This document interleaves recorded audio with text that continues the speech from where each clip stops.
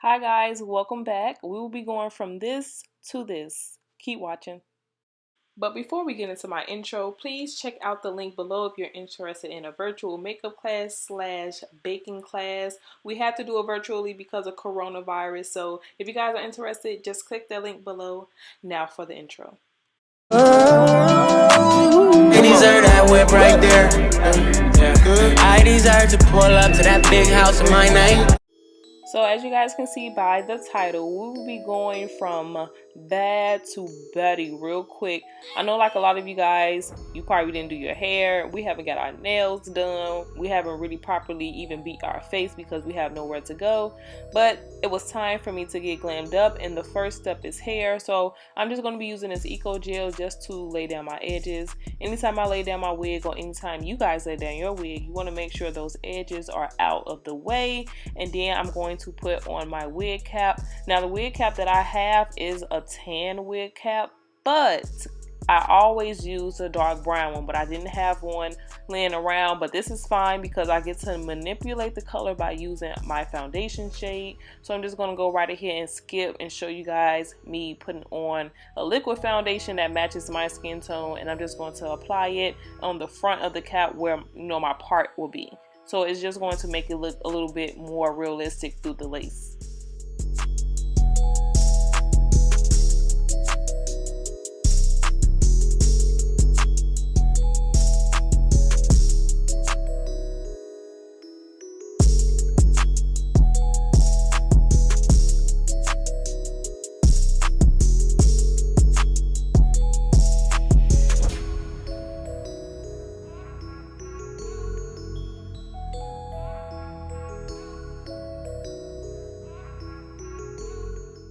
You guys want to make sure that you also cut out your ears so that the sides of this cap can lay down and dry down, so you guys can protect that part of your edges too. So once I spray a ton of this freeze spray and I dry it, I go right ahead and I just cut this extra cap off. Now I don't go up too far. If I do need to cut more of the cap off, I'll put my wig on and kind of like measure where I need to cut off. But normally when I cut it in this little area, it's enough to be covered by my wig. So I'm just gonna go right ahead and just use scissors. Some people use eyebrow arches, but be careful when you're cutting the cap because you don't want your edges to be cut too. So this is a wig that I'm going to be wearing. I made this wig probably like a year and a half ago. Mike Shears is the brand of the hair, and I'm just going to go right ahead and make sure, like I said, that my wig covers my cap, and it does.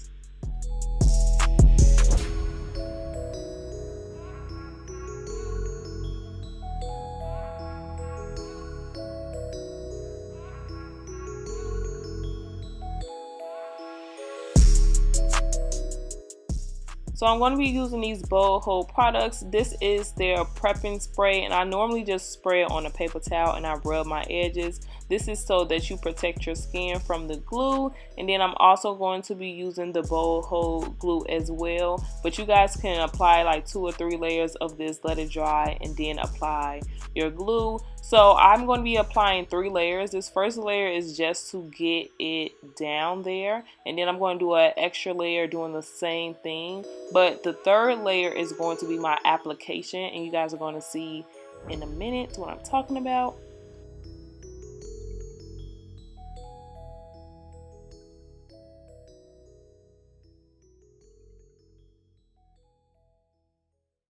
So I did my second layer off of camera, but now you guys are about to see me do the third layer, and I'm telling you guys right now that this is the third layer. So now I take it in sections. I'm going to apply the middle of my wig first, and then I'm just going to dry that down. This is pretty much me just repeating the steps so you guys can go right ahead and get a gist of what I'm doing just by watching. So I'm gonna stop talking and I'm gonna let y'all watch.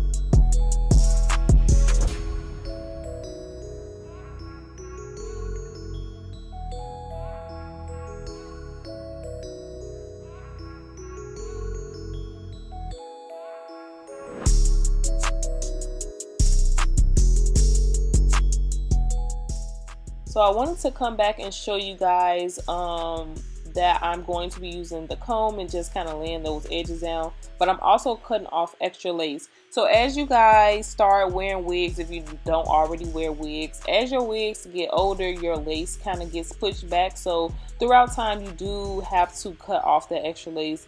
Don't keep it, guys, because it just makes it look crazier. The closer that you get to the hairline, it looks a little bit more natural. Now it's time for the makeup part.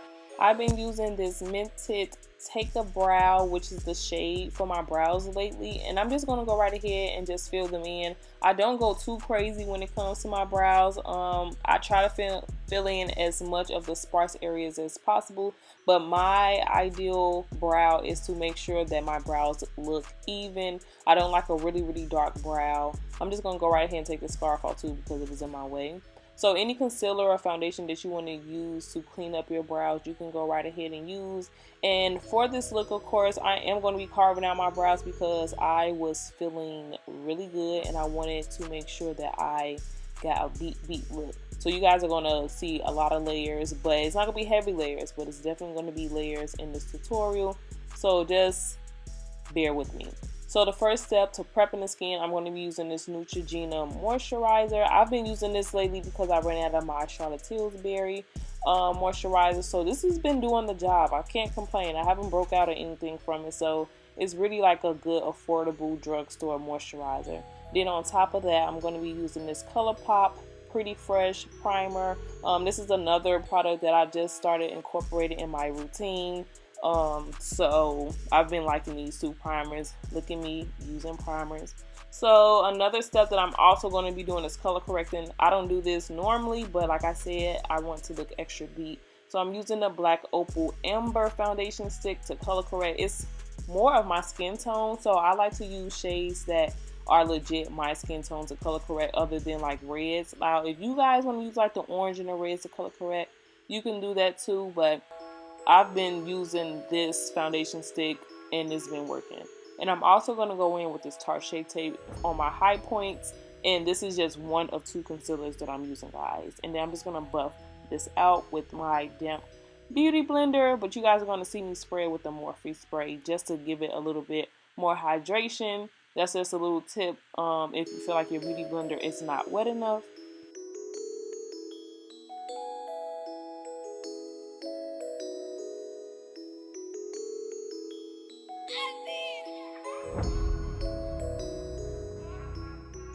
So I'm going to be using this very affordable Holy Grail Maybelline Fit Me foundation. My shade is in Mocha.